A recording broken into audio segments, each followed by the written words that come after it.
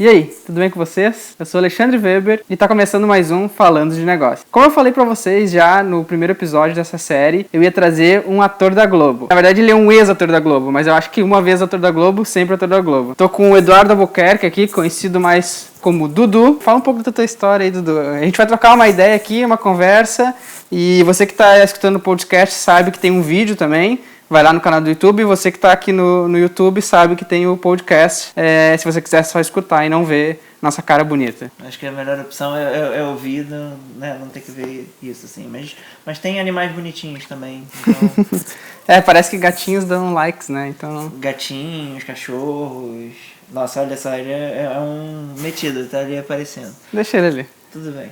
Mas então, você perguntou contar um pouco da minha história, engraçado até, você falou o Eduardo Albuquerque, eu sou conhecido de várias maneiras diferentes ao decorrer da minha vida, né? Quando eu era criança, por uma coisa do destino mesmo, acabou surgindo uma oportunidade e eu virei ator. Não foi nada que, assim, eu nunca quis. Planejado, isso. Não foi forçado pelos pais, acontece, né, bastante. Pois é, assim, muito raro, eu até me sentia mal, assim, porque eu via muita gente que, assim, tinha esse sonho de ser ator, mirim e tal, não sei o quê, e às vezes tentavam, às vezes não, mas não dava certo. Enquanto no meu caso, a minha mãe tinha uma amiga que dividia apartamento com a Viviane Pasmanter, que era uma atriz. Foi minha primeira mãe em novelas.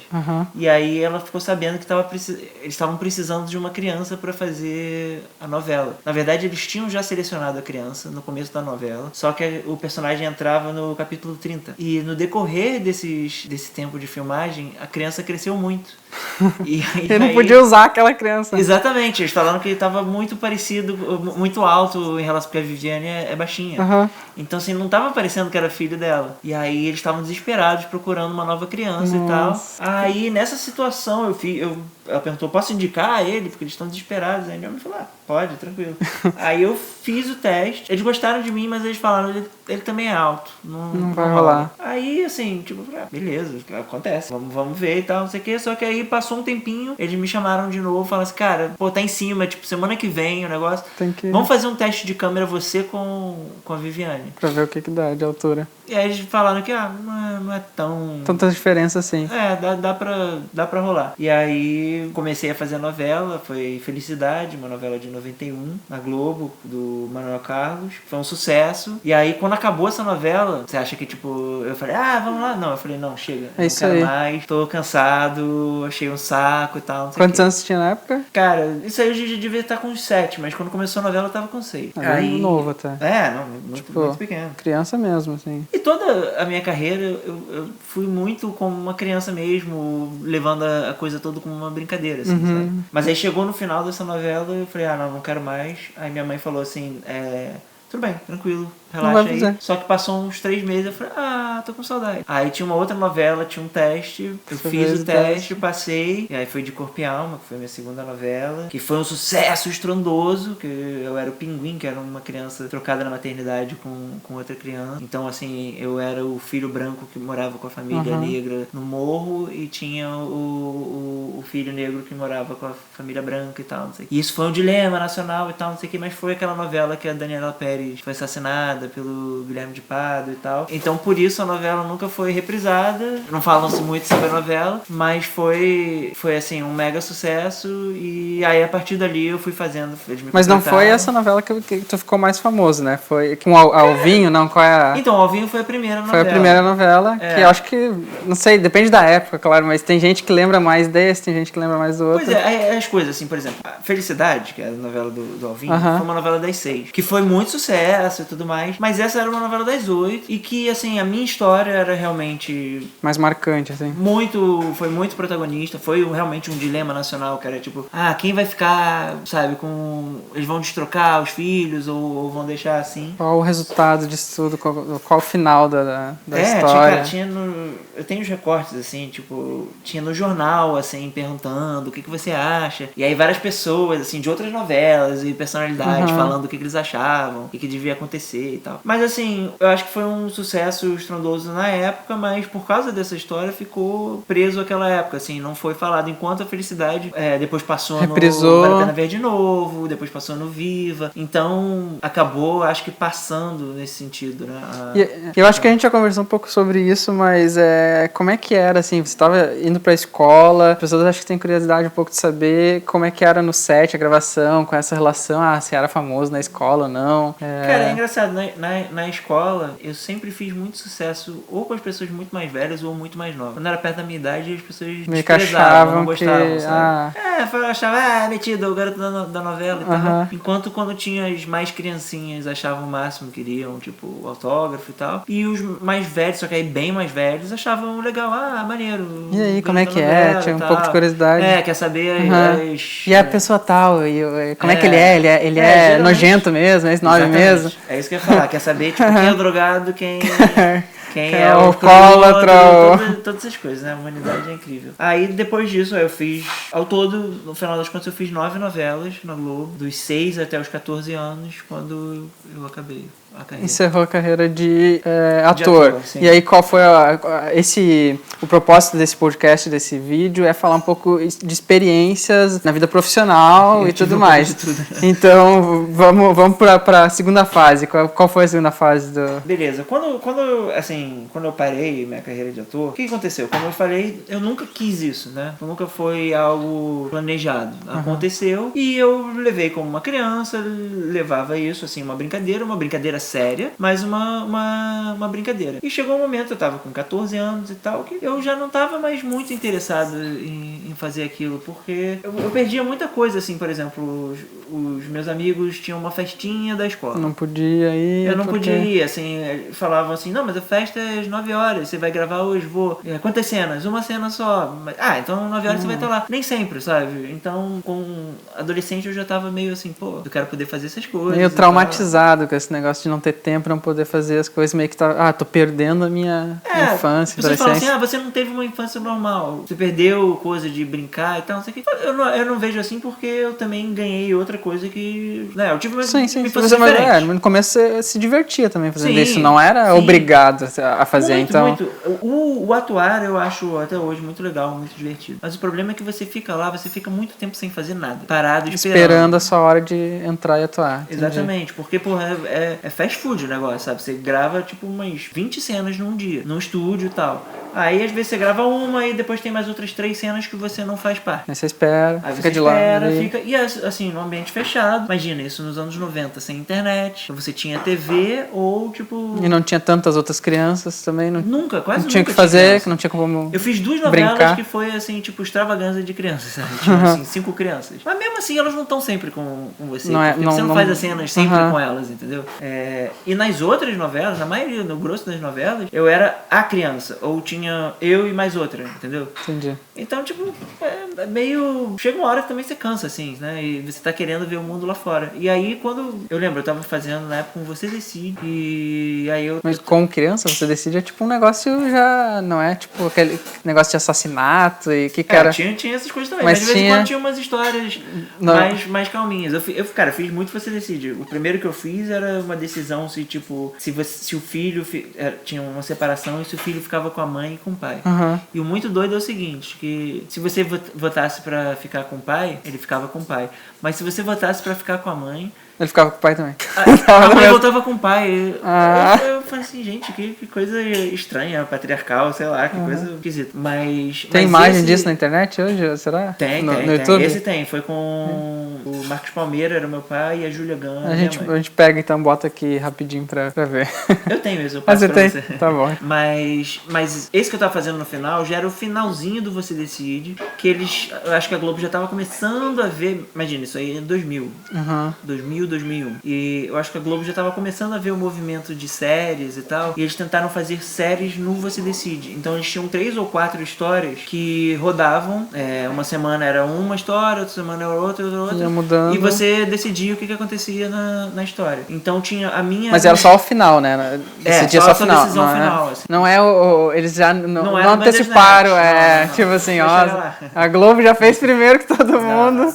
Mas por um lado eles fizeram... por um lado, assim, sim. É muito inovador o que eles fizeram, sabe? Tipo, a pessoa ligar e conseguir decidir o final do negócio. Isso que eu tô te falando, que já era o final, era em 2000, mas esse da Júlia Ganha e do Marcos Palmeira, foi mais pro começo, era 92, 93, então imagina que doideira. Nossa, eu nasci em 91, então tipo... Baby. Nossa. Mas aí o que aconteceu? Eu reparei que eu tava indo pro Você Decide, minha mãe tinha vindo pros Estados Unidos e comprado um CD do R.E.M., que é a minha banda preferida. E aí ela tinha voltado com o CD. De novo, isso a internet, né, tava começando e tal. Não tinha, praticamente. Nessa época eu não conseguia baixar música ainda, sabe? E aí, pô, chegou o CD e eu só pensava em ouvir o CD. Eu quero ouvir o CD, quero ouvir o CD. Eu falei assim, cara, tem alguma coisa errada? Eu tô mais interessado em estar em casa ouvindo a música do que estar aqui fazendo esse negócio. Aí eu falei com a minha mãe, falei, olha, eu acho que eu quero parar. Vamos encerrar por aqui. Aí ela falou, beleza. E aí eu parei, fiquei um tempo sem fazer nada e não senti saudade de voltar a fazer. Isso já tinha 14 anos. Aí, cara, 15, 16, 17, eu tava vivendo a vida. Aí eu pude fazer várias coisas. Estudando alguma coisa? Não, ficou na faculdade? Não, eu tava no colégio. Colégio ainda. E aí eu fiz várias coisas que eu nunca tinha feito antes. Então, assim, por exemplo, você não pode... Engraçado que eu tô até queimado hoje, né? Você não pode pegar sol quando você faz novela por causa de continuidade. Porque você corta de uma cena pra outra, uma cena ele tá todo queimado, a outra... Imagina assim... essas coisas interessantes de falar, que muita gente não sabe, tipo assim. Tem um negócio que é chamado continuidade, que é o seguinte, você não grava as cenas de forma sequencial. Então, imagina que uma cena que eu tô aqui, aí depois tem uma outra cena que eu tô no elevador e a outra cena que eu tô lá embaixo. Não é gravado tudo no mesmo dia.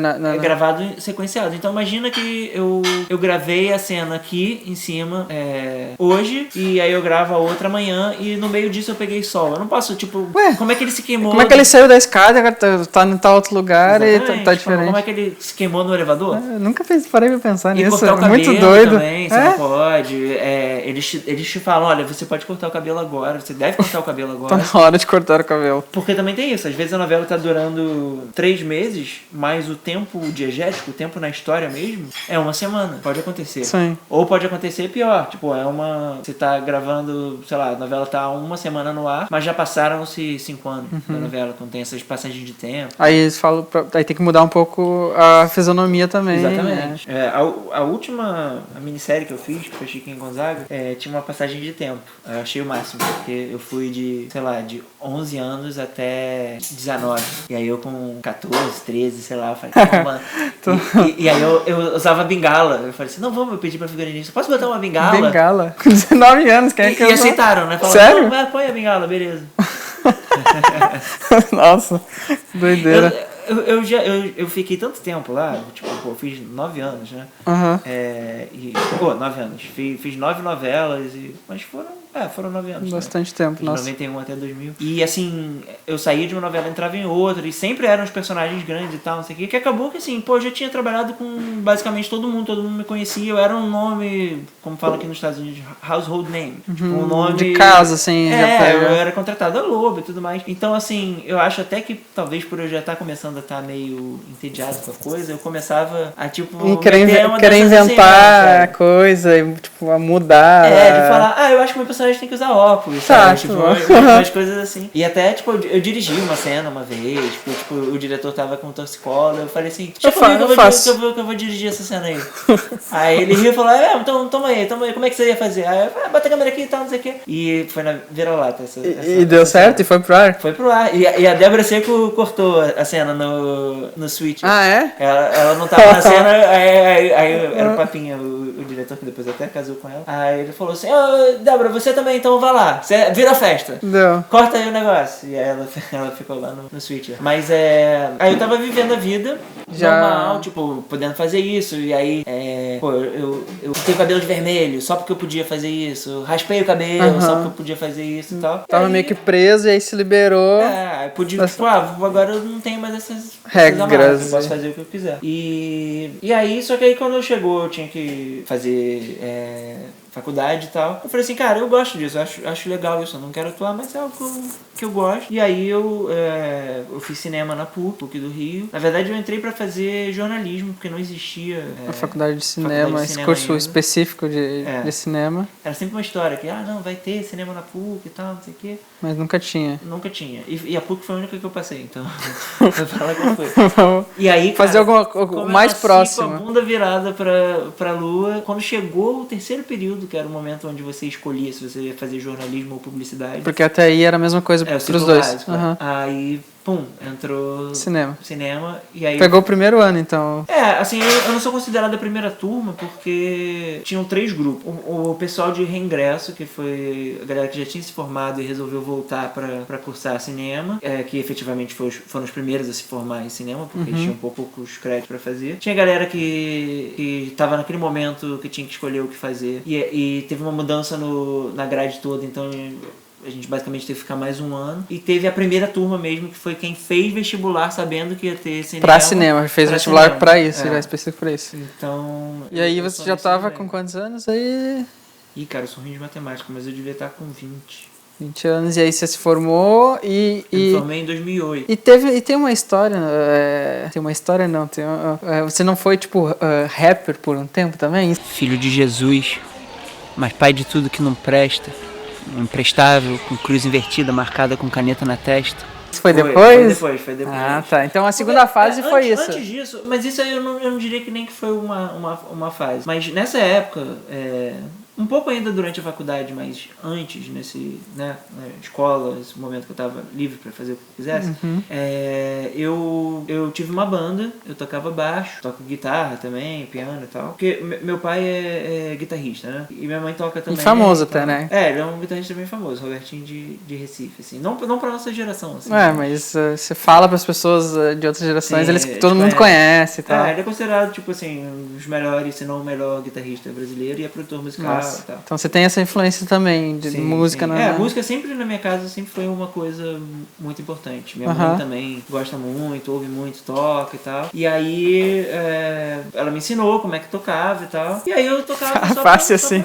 Ela me ensinou como é que tocava. Como se fosse fácil assim de aprender. Tipo, ela me ensinou um dia, tava lá, me ensinou, eu tô saí tocando e é isso. Cara, mas eu acho que quando você gosta, é muito fácil. Eu tentei aprender violão, nossa, nunca. Novo, não. Mas você fez aula? Não, tentei aprender sozinho. Não, tipo... Olha aqui, agora a gente tem outro animal. Vem cá, pastor Não quis ficar aqui. E aí você aprendeu a tocar violão, guitarra... Eu não quero te fazer se sentir mal, mas sabe como eu aprendi? Literalmente ela escreveu num papel como é que faziam os acordes e eu fui treinando. Aprendeu a ler. Não, isso depois. Eu tenho outras qualidades, tá bom. Porque... eu também não sei fazer várias coisas que você sabe fazer, cara. O lance do violão, de aprender e tal, não sei o quê. Aí depois eu comecei a tocar violão de brincadeira e depois eu fiz uma aula de baixo e eu não passei pra nenhuma faculdade. Falando então sobre experiências e tal. Antes de começar cinema, no caso, antes de começar jornalismo e tal. O que aconteceu? Eu fiz vestibular pra tudo, pras públicas, pra privada eu só fiz a PUC mesmo. E eu não passei pra nada. Eu passei pra segunda fase da UF só, Universidade Federal Fluminense. E mesmo assim... A gente nem falou, você é do Rio, né? Eu sou do Rio, sou nascido, criado no Rio, apesar do meu pai ser Robertinho de Recife. E minha mãe ser pernambucana também. E aí, cara, eu tava falando de aprender a tocar e tal. Da faculdade. Da faculdade, eu não passei em nada. Tá. E aí eu tava na PUC esperando reclassificação, né? E aí já tinha começado o ano letivo e tal. Minha mãe falou assim: olha, você não vai poder ficar parado, você tem que fazer um cursinho, alguma coisa e tal, não sei o quê. Aí eu falei: não, mas eu quero fazer música então, porque música é mais fácil e tal. Mais legal, mais fácil. Eu não vou precisar, tipo, tirar um notão e tal, porque eu sou muito burro. Aí ela falou assim: tá, mas olha só, você precisa fazer aula de música porque tem habilidade específica que eles falam. Você tem que. Não é só, tipo, toca aí, sei lá. Smells Like Teen Spirit. Você tem que tocar bem o negócio. Não vestibular nada, né? Não, pra fazer o vestibular, é? música você faz o vestibular normal. Prova. E aí você precisa de uma nota realmente baixa, não é um notão. Mas você tem que fazer essa prova de habilidade específica, porque você não pode começar um vestibular de música sem ter uma base nenhuma, sem ter base nenhuma. Você tem que saber solfejar, que é ler partitura cantando, entendeu? Em vez de você ler mi, dó, sabe? tipo, na altura das notas. E eu não sabia nada disso. Então aí eu comecei a fazer aula de piano e de percepção musical. E era muito legal, eram 3 vezes por semana. Minha professora era uma velhinha chinesa, que a gente conversava mais sobre filosofia do que sobre música às vezes. Era muito legal. E aí, cara, quando tava chegando o segundo semestre, eu vi que eu passei pra PUC, eu passei em 590. Aí eu comecei a fazer o jornalismo, que depois virou cinema. E aí você se formou em cinema na PUC, e depois disso como é que foi a entrada assim no mercado? O que é se formar em cinema? Qual é a tua especialidade? Eu sei, né, mas vamos falar. No caso da PUC, você tem... Eu vejo que hoje em dia no Brasil você tem 2 tipos de cursos de cinema. Um que forma, sei lá, pensadores da arte, então é uma coisa mais aberta, que é o caso da PUC. E tem outro que é um curso mais pensado no mercado, mais técnico, que forma especialidades, assim, né, em algumas coisas. Então, assim, você vai ser um diretor de fotografia, coisas assim desse tipo. Mas o curso dá um embasamento para praticamente tudo, tipo, você é roteirista hoje, certo? E aí esse curso, com esse mesmo curso, você poderia ser diretor de fotografia. Aí depois disso você escolhe... Você tem, lá no curso da PUC, você tem todas as cadeiras, você passa por todas elas, aprende tudo isso. Tudo relacionado ao cinema. Mas você tem as suas eletivas, as coisas que você seleciona para especializar no que você quer mais. Entendi. E o roteiro foi algo que chamou mais atenção. Que eu me interessei mais. E aí comecei a estudar muito também sobre isso e tal. E o mais importante que eu acho, porque me perguntam assim, o que faz um roteirista, assim? Vai parecer que eu tô zoando, mas um roteirista é quem escreve o roteiro. Quem escreve o filme, a série... É quem senta realmente e escreve. Porque tem muita gente que fala assim, eu gosto de escrever e tal, não sei o quê, mas tipo, e aí, cadê o que você escreve? Cadê o detalhe? Cadê Vocês falam assim, não, tipo, é porque eu penso em várias coisas e tal, não sei o quê. Tem que escrever. Ele só existe quando ele tá no papel, entendeu? Então, o que eu me especializei e tal, foi de realmente começar a buscar isso e começar a tentar escrever roteiro. Então, E como que você entra nesse mercado? Tipo assim, vou escrever um roteiro aqui e vou mandar pra alguém ver o que dá? É tipo isso? Cara, assim, no Brasil... Agora já tá um pouco diferente, assim, mas... Eu achei aqui nos Estados Unidos também, mas, assim, no Brasil especificamente, parece, assim, por um lado é um bom... As pessoas ficam felizes de ouvir isso, mas por outro lado é meio desesperador. Porque, de verdade, você tem que fazer conexões com pessoas e ser legal com as pessoas. Do meio. Sim. Então, assim, por exemplo, no Rio de Janeiro, é batata que no Baixo Gávea, que é um lugar que tem uns bares. Cara, comece a frequentar lá, você vai ver pessoas desse meio. Mas não é tentar, tipo assim... forçar a barra. Exato. Não, mas tá lá, frequentar, ver. Faça amizade, vai conversando com pessoas e tal, não sei o que vai acontecer. Por quê? Especialmente cinema e tudo mais, é um processo que demora muito tempo. Então, assim, o meu primeiro filme, meu primeiro longa, eu comecei a escrever ele em 2010. Ele foi ao cinema em 2015. Não, desculpa, 2010 não, 2009. 5, 6 anos, não escrevendo, mas o processo todo, viabilizando todo o processo. No meio você escreve e reescreve 1000 vezes. Porque o que acontece? Você, já adiantando, quando você já conseguiu um trabalho, né? Você escreve um roteiro e através desse roteiro você começa, tipo, tentar levantar todas as coisas. Começa a levantar o custo de o patrocínio e tudo mais. Você precisa ter alguma coisa, porque tipo, eu tenho uma ideia de um filme e tal, não sei o que. Legal, ideia pode se desdobrar de 1000 maneiras. Como é que de fato isso vai vir a história? Ser viabilizado, ser gravado. Você precisa ter o roteiro ali. Uma vez que você tem isso, você começa a levantar essas coisas e fazer. Então imagina assim, cara, você no meio do caminho, a gente arrumou... Por exemplo, nesse meu roteiro, A Esperança é a Última que Morre, no meio do caminho entrou um patrocínio do Guaranaquat. E aí, de repente a gente tinha que inserir o Guaranaquat no roteiro, na história. E aí a gente inventou que ia ter um campeonato de banda de fanfarra que era patrocinado pela Quat, blá, blá, blá, blá. Então aí você vai lá e você reescreve aquele encaixa em alguma parte onde fica melhor. No final das contas, é engraçado isso, o Guaranaquat saiu e a banda de fanfarra continuou no filme. Nossa, sem ter acontece isso, às vezes você entra um patrocínio, tem que incluir e aí depois acaba não fechando e aí tem que tirar e aí fica essa... tirar ou deixa, mas aí o que acontece? Então assim, nesse tempo todo você sempre vai lá e reescreve, a coisa vai mudando também, porque o tempo vai passando, você fala assim, cara, isso aqui já não faz mais sentido, já não é mais engraçado, ou o que quer que seja. Então, cara, você vai ficar muito tempo trabalhando com o roteirista, entendeu? Os produtores, os diretores. Então é essencial que você sinta a firmeza que aquela pessoa, assim, cara, eu conseguiria passar um ano com essa pessoa, entendeu? Entendi. E então você vai fazendo amizade e a pessoa vai saber que vai ser roteirista e tal, não sei o quê. E aí quando surge uma oportunidade, Ela te chama. Pô, tem o Dudu é gente boa. E todo roteirista, então, ele é freela ou ele pode ser contratado por estúdios e tudo mais? Como é que funciona esse mercado, assim? Os da Globo são contratados, realmente, porque eles estão lá dentro e eles são remanejados de projeto em projeto e tal. Embora alguns até façam fora alguma coisa. Mas, em geral, pra cinema, todo mundo é freela, todo pago mundo tem por uma projeto. empresa. É porque é isso, né? É um projeto por tempo determinado. Mas aí, se demora 5 anos, você leva 5 anos pra receber. Como é que funciona essa parte financeira do negócio? Tem um incentivo no início, no meio e no fim? Ou... Aí depende do que você negocia. E isso é o grande problema, a grande dificuldade que os roteiristas têm. Que você... Aliás, eu acho que é uma questão que todo mundo no Brasil tem. Eu acho que devia ter nas faculdades ou na escola também uma cadeira de...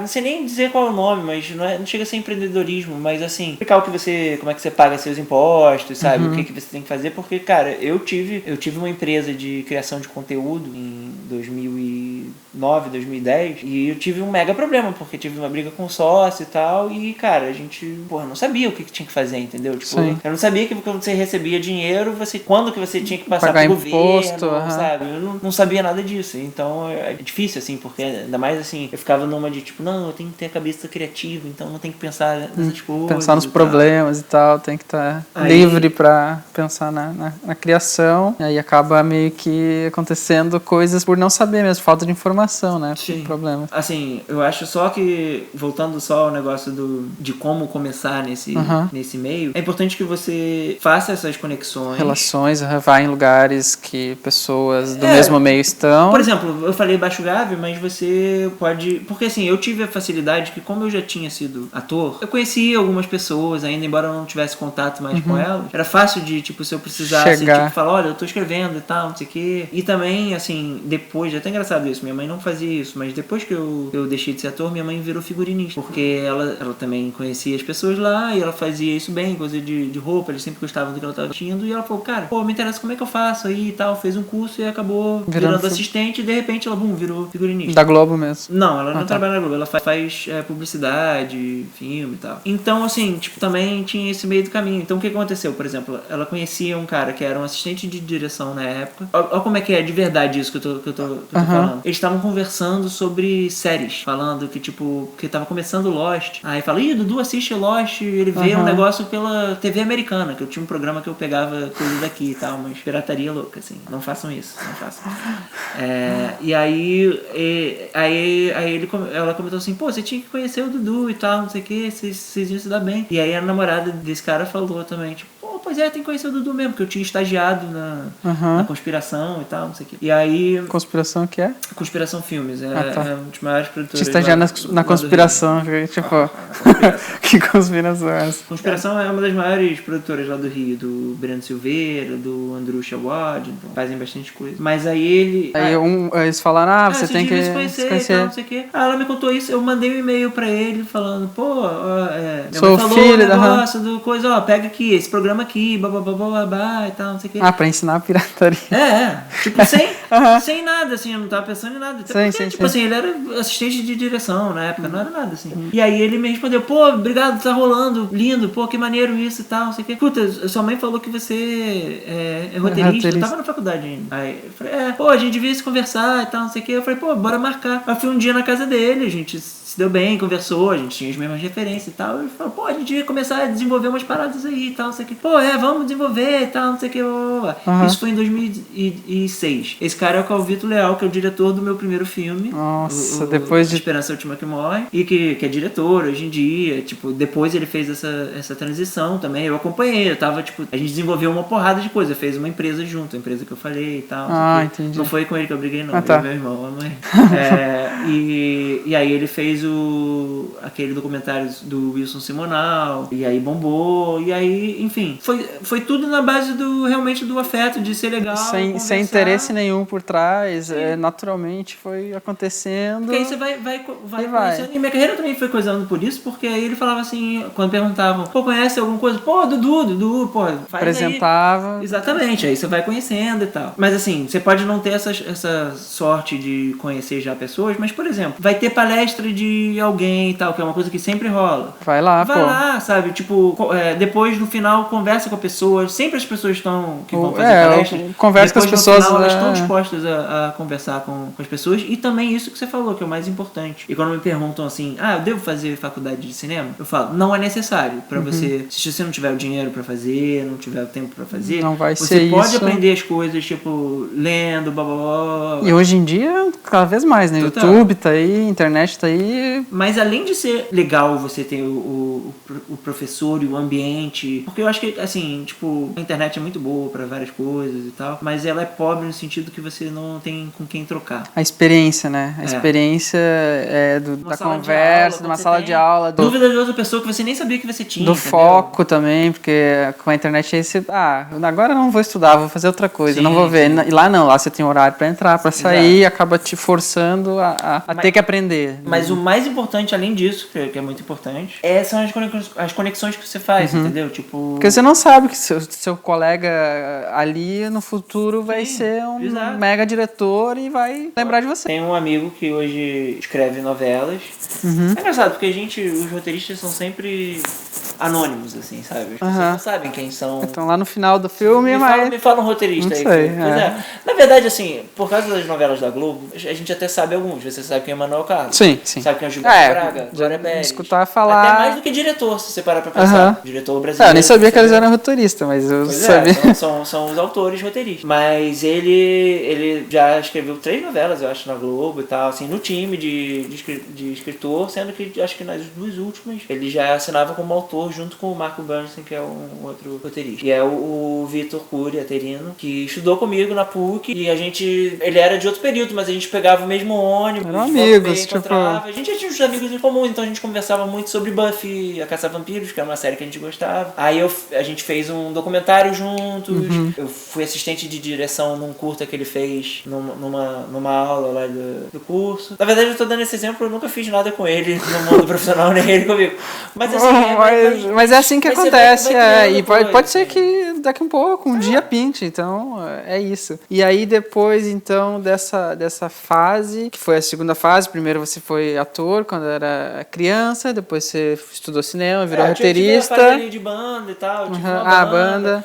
E qual foi a parte do rapper que eu falei? Entra onde? Foi depois. O que acontece? Eu me formei na faculdade, comecei a trabalhar, né, tipo, essa carreira, assim, tipo, é o que você perguntou, de ser freela, eu nunca fui contratado, abri minha empresa e começava a fazer um job aqui, outro ali. Nunca tive um problema, tanto porque o momento do Brasil era muito bom, né, tipo, econômico, o momento do audiovisual continua sendo muito bom, até hoje, pelo menos, se a gente estiver ainda ouvindo isso em 2019, embora agora esteja sendo feito um desmanche no audiovisual brasileiro. Nesses momentos todos de crise, foi uma das únicas indústrias que continuou crescendo, né?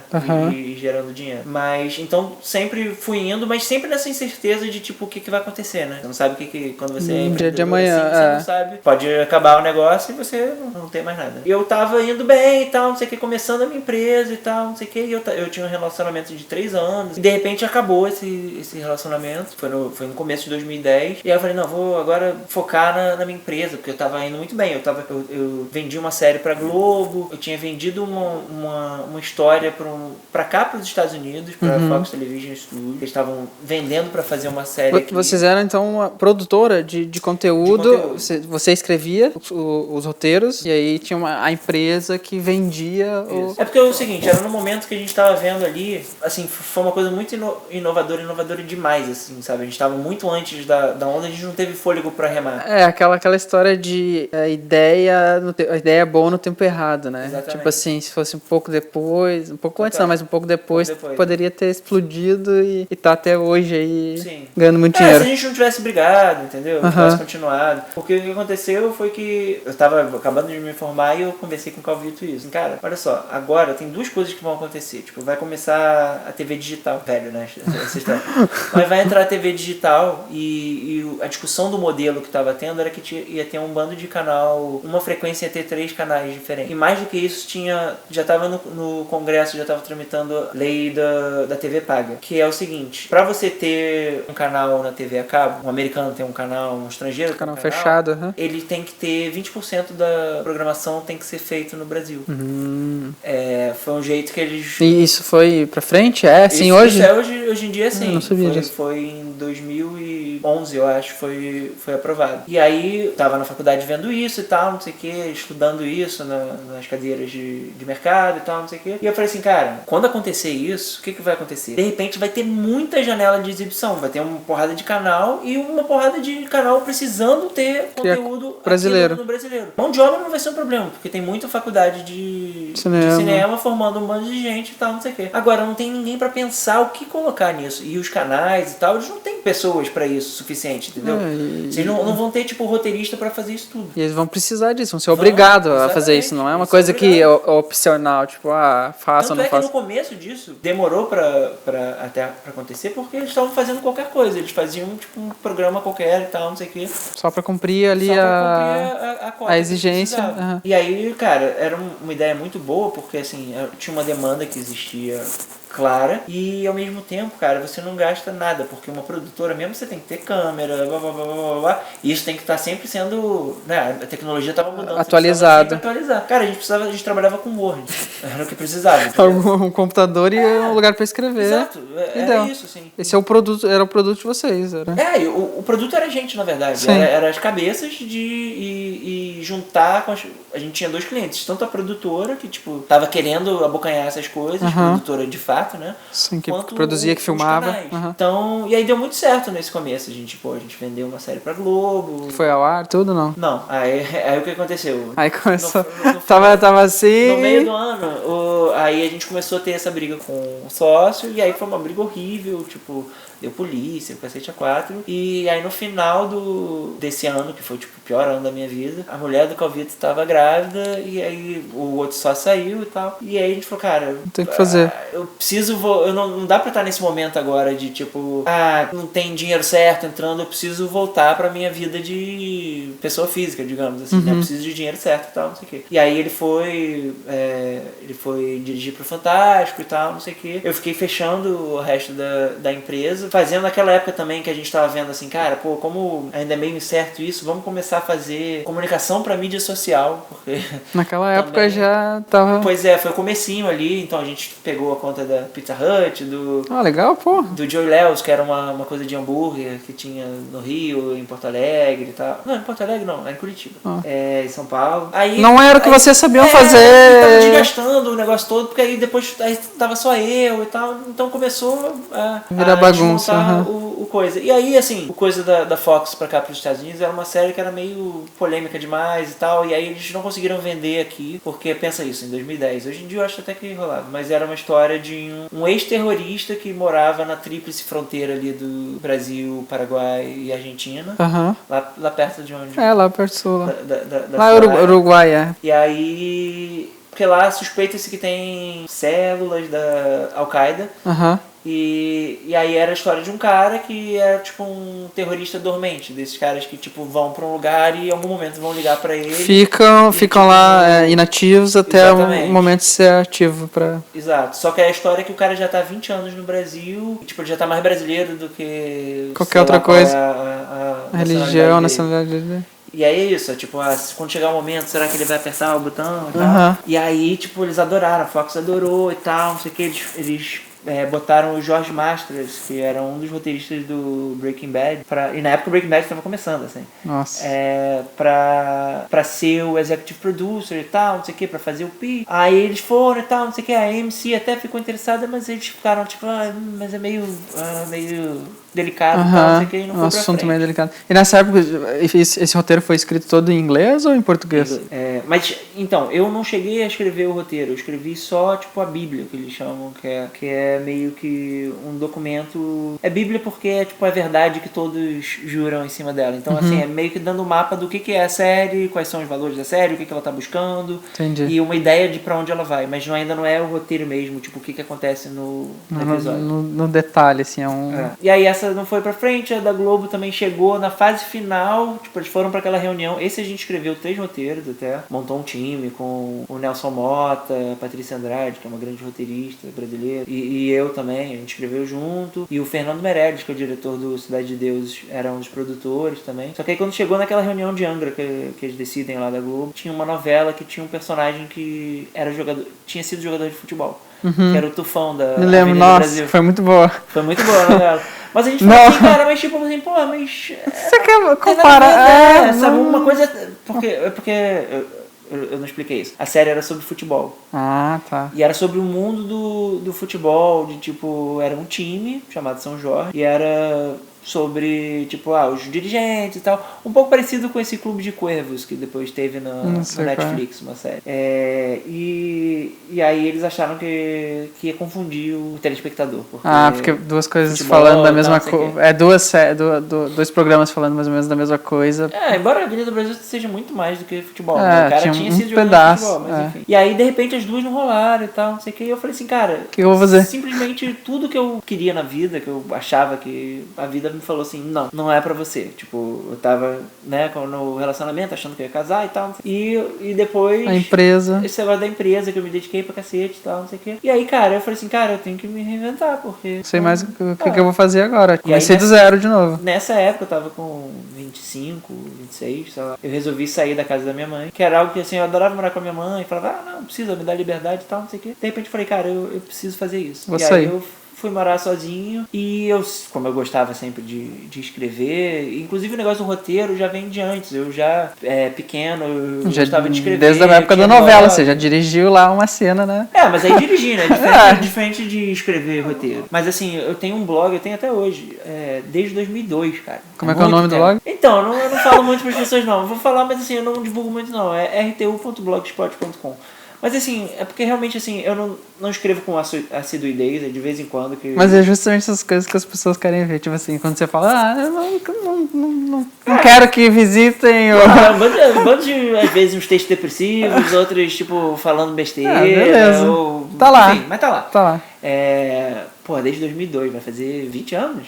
2002 pra... A gente tá vai fazer 20 em coisa, vai fazer... 2020... Não, vai fazer 20 anos. Eu sou muito ruim de matemática. Eu também sou, então é melhor...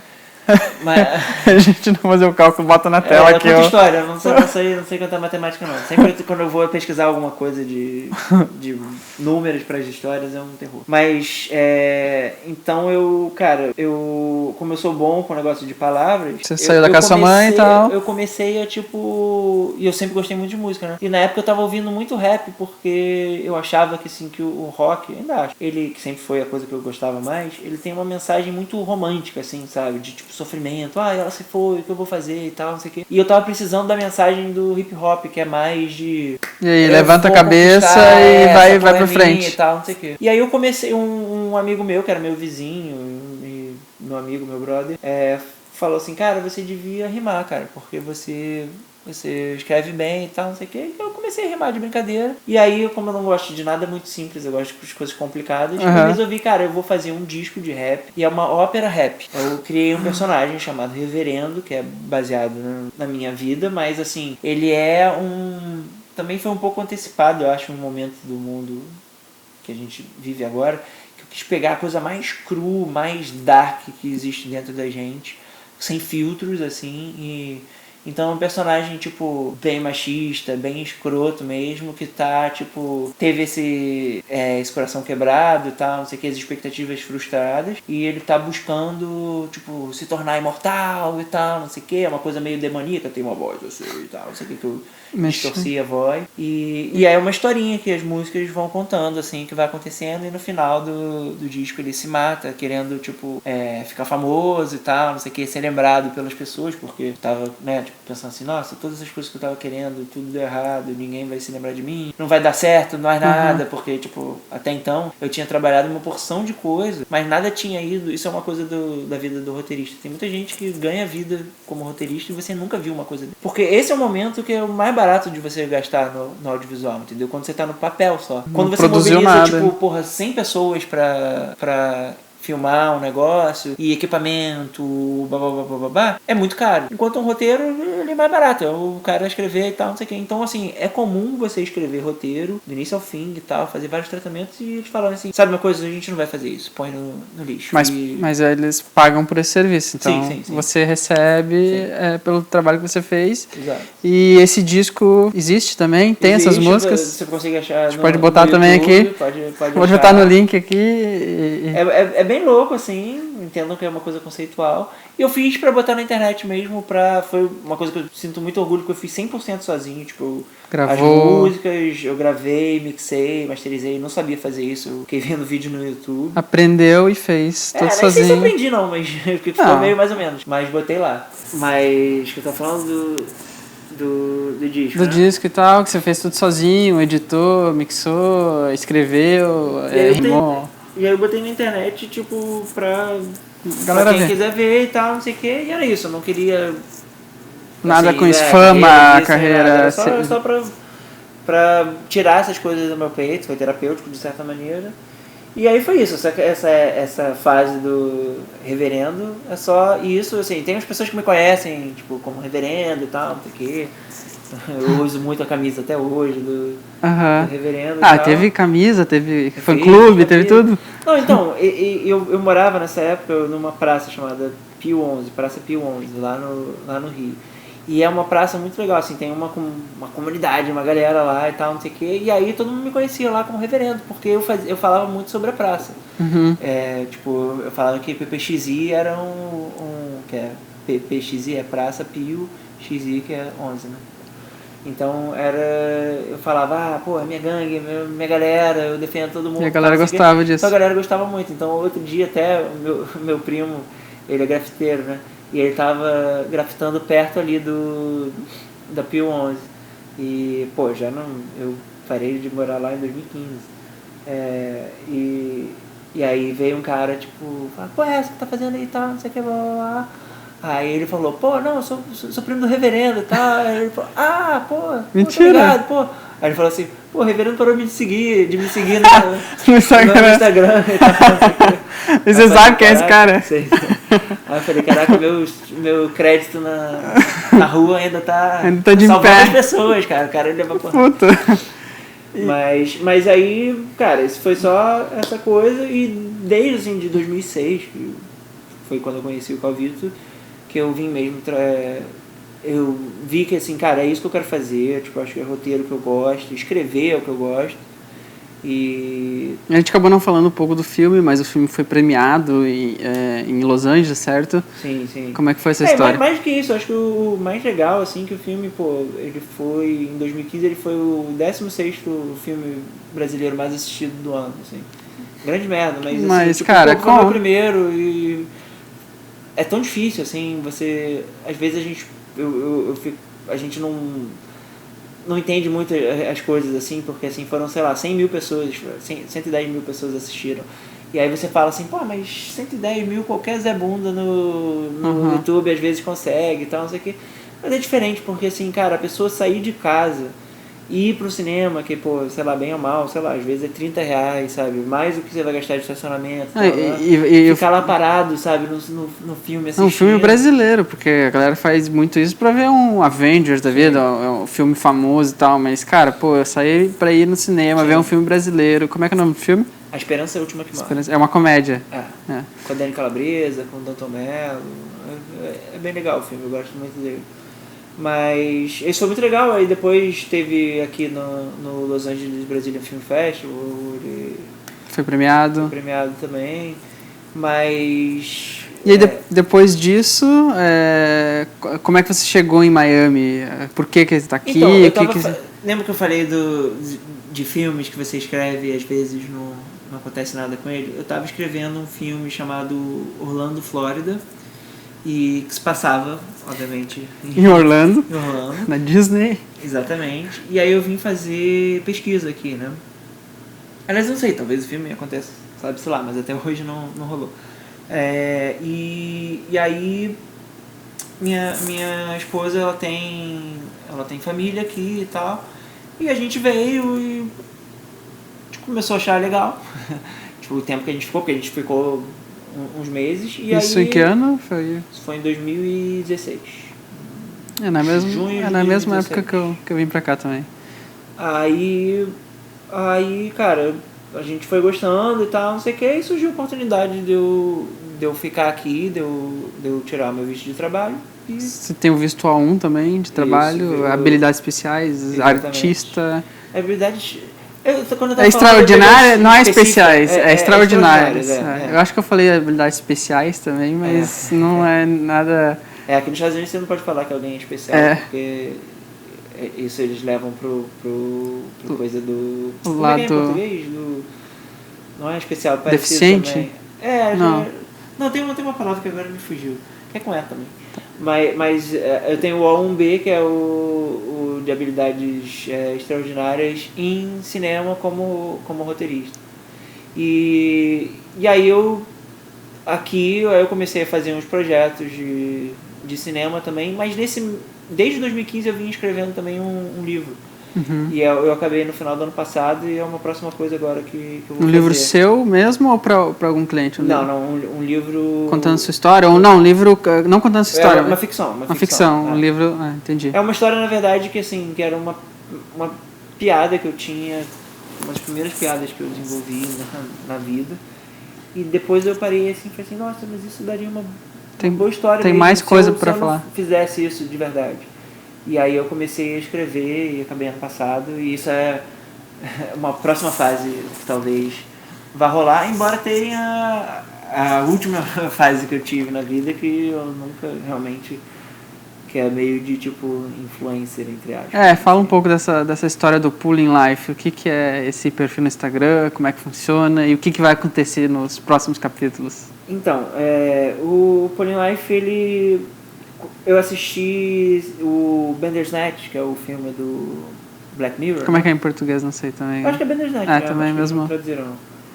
Que é basicamente um Você Decide, que você escolhe os rumos da história. Em vez de ser o final da história, você decide se o cara vai pra esquerda ou pra direita e por aí vai. Mata ou não mata, várias decisões, né? Toda hora tinha uma decisãozinha. E aí eu achei muito interessante e falei assim, cara, eu acho que a gente, hoje em dia, o Instagram ele já tem, através daquela ferramenta da enquete, você já pode meio que fazer isso, já pode decidir as coisas. E aí eu falei assim, cara, ia ser maneiro se alguém fizesse isso com a vida dela. E aí, cara, era tipo, sei lá, dia 28 de dezembro. Não, era virada do ano, né? 28 de dezembro foi quando lançaram. Eu comentei isso no dia 1º de janeiro desse ano. E aí tava aqui umas amigas da Luísa, minha esposa, e elas falaram assim, cara, você devia fazer isso, faz isso. E eu resolvi criar esse perfil. E, cara, foi um sucesso, assim, estrondoso, que eu passei tudo que eu fazia, eu jogava pros seguidores. Só que eu resolvi, assim, cara, isso vai ficar cansativo rápido. Eles decidiam o teu dia a dia, no caso, tipo assim, faço como isso ou como aquilo. Aí eu votava, e aí o que desse... assim, eu uso essa roupa ou essa outra, entendeu? E aí eu dava um tempo e o que elas decidissem eu fazia.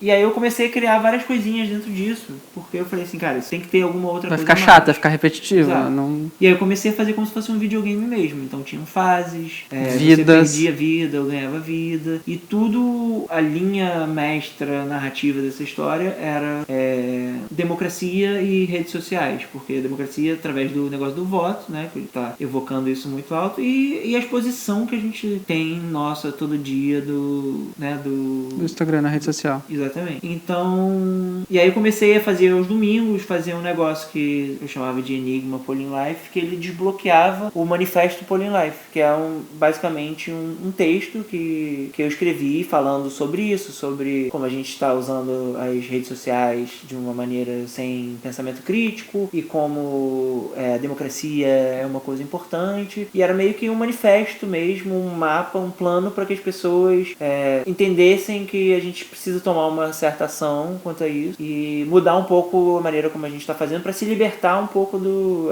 da influência que as grandes corporações, Facebook, Instagram e as pessoas que financiam isso, as oligarquias e tudo mais, que é o poder de influência que eles têm sobre a nossa vida. Uhum. E aí cada fim de semana eles desbloqueavam um manifesto, uma frasezinha desse manifesto. E agora a gente está chegando ao final. Você perguntou da próxima frase. A gente acabou nem falando, mas quando começou viralizou, apareceu onde G1, Fátima Bernardes. Cara, eu saí no Meia Hora, que é um jornal engraçadíssimo lá do Brasil, do Rio.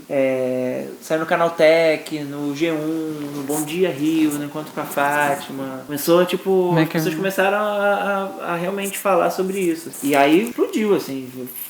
Os números eram insanos, assim, sabe? Tipo, ter semana com mais de 600 mil... Visualizações. Não visualizações, impressions, né? Interações. E, assim, isso com um número de seguidor muito baixo, assim. Então, realmente tava, tipo, todo mundo, né? Vendo o que tá acontecendo. E aí, agora, tipo, pra finalizar esse projeto, eu vou levar ele pro mundo real. A fase final vai ser... na verdade, eu tô tentando fazer tentando viabilizar uma experiência na vida real. Eu não vou falar o que é exatamente, mas que basicamente o final do manifesto só nessa experiência, entendeu? Só as pessoas só vão saber qual é o final do manifesto se eles conseguirem desbloquear e participarem essa experiência aí no mundo real. Na vida real. Acho que é isso, né? Falou. Eu falei muito das experiências, assim. Eu acho assim, o que eu acho que é interessante, talvez, se é falar sobre ter experiências diferentes na vida, eu acho que isso tudo é amarrado na questão até do roteirista. Uhum. Eu não tô falando para as pessoas, tipo, sai fazendo tudo de diferente na vida, assim, porque a gente tem que ter realmente um foco. Mas o tempo que a gente passa sendo curioso e aprendendo outras coisas, nunca é um tempo... Em vão. Uma hora na vida vai servir. Por algum motivo você não sabe aonde a vida vai te levar. Você pode pensar que no momento é besteira, mas lá na frente você decide que aquilo lá que você fez lá atrás vai ser o que você vai querer fazer naquele momento. Às vezes é inconsciente ali. Você tá fazendo um negócio e você tem uma informação que você aprendeu por alguma coisa. E é tipo o que eu falei de como eu comecei a carreira. Eu não tava buscando fazer uma coisa. É isso que eu tô fazendo hoje também aqui. Eu tô gravando esse vídeo, esse podcast pro futuro. Não sei o que eu vou querer fazer, mas eu achei interessante isso. Que nem eu falei no primeiro episódio, conheço bastante pessoas que, de uma forma ou de outra, podem contribuir com sua experiência profissional e de vida para outras pessoas. E eu achei legal fazer isso e compartilhar. E é isso. Eu sempre fico pensando o seguinte, eu não sou uma pessoa muito religiosa, mas eu estudei em colégio católico, de freira e faculdade jesuíta, né? Então, minha formação foi bem assim. E parando e pensando, analisando, eu não sou batizado, por exemplo, mas assim, analisando uma das coisas mais famosas, mais conhecidas, assim, da Bíblia e tal, não sei o que, tem um momento que eles falam assim que Deus criou o homem à sua semelhança. Eu ouvi isso, todo mundo fala isso. E pegando essa frase, eu fico pensando assim, cara, a única coisa que a gente pode tirar dessa frase é que a gente não sabe, tipo, Deus criou um homem à sua semelhança. A gente não sabe quais são os valores de Deus aí, sabe? Tipo, a sua semelhança. Ele é igual a ele, então ele é barbudo? Não sei. Ele é homem? Não sei. É mulher? Não sei. A única coisa que você sabe é que Deus criou um homem à sua semelhança. Então, a única coisa que a gente tem que fazer, se a gente é, tipo, igual a Deus, é criar. E a gente tá aqui nesse mundo, eu acho que é pra isso, é pra criar. Criar filho, as pessoas falam assim, não, mas isso aí é porque é isso, é pra criar. Mas tipo, criar relações, criar criações e tal. Então, O que me motiva na vida é sempre isso, é criar. No dia que eu não tô fazendo as coisas de forma criativa, até porque isso, o contrário de ser criativo é ser destrutivo. E, sabe, não gosto disso. Então, eu tô aqui pra criar. Seja o dia que eu não tô criativo, eu me sinto mal. Então, o que, assim? Pode ser escrevendo, pode ser relações. Criar pontes pra outras pessoas, conectar e tal, não sei o quê. Então, isso que você falou, acho que fazer essas coisas, a gente às vezes não sabe qual é a finalidade. O objetivo. Mas a jornada é esse objetivo, entendeu? É estar criando. Enquanto a gente está criando, o que vai acontecer não é a gente muito que vai decidir. E é isso. O que está ao nosso alcance é criar. E é isso. Hoje, por exemplo, não tenho... Tá começando agora esse podcast, não tem ninguém que escuta, mas se pelo menos uma pessoa escutar e levar e ajudar essa pessoa... Esse tempo todo eu já tô satisfeito, cara. Tipo assim, é um negócio pro futuro. Eu tô criando uma coisa agora pra...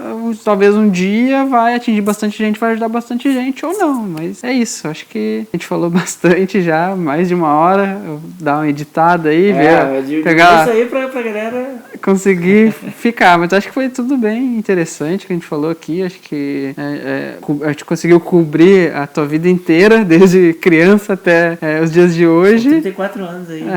Então não é nada. 1 hora pra escutar é rapidinho. E é isso então. Muito obrigado pra você que tá até agora aqui. Deixa nos comentários aí se quer algum outro vídeo ou se tá escutando o podcast, vai lá no YouTube, procure e deixa um comentário. Não sei se tem como deixar comentário em podcast, acho que não, né? Não faço ideia.